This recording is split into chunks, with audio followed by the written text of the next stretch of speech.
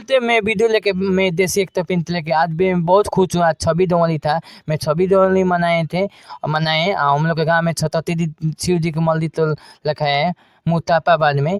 तो देख सकते हैं वहाँ मंदिर पे शिव जी के मंदिर पर हम लोग गंवाला लेके जा रहे हैं और देख सकते हैं तो बरसावन हम लोग कर रहे हैं।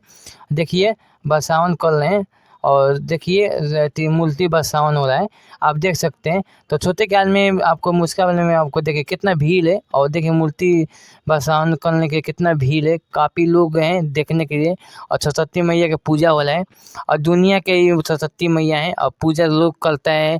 बहुत दूर दूर के लोग आए हैं सरस्वती मैया के विसर्जन करने के लिए। विसर्जन हो रहा है देखिए विसर्जन कितने हो रहा है। देखिए पूरा विसर्जन हो रहा है आप देख सकते हैं। जय हो सरस्वती मैया जय हो जय हो। देखिए सरस्वती विद्याता सरस्वती माता की जय सरस्वती माता की जय सरस्वती माता की जय सरस्वती माता के प्रेम से बोलो सरस्वती माता जय सरस्वती माता जय। देखिए सब लोग आए हैं देखिए मूर्ति विसर्जन हो गया हो रहा है अब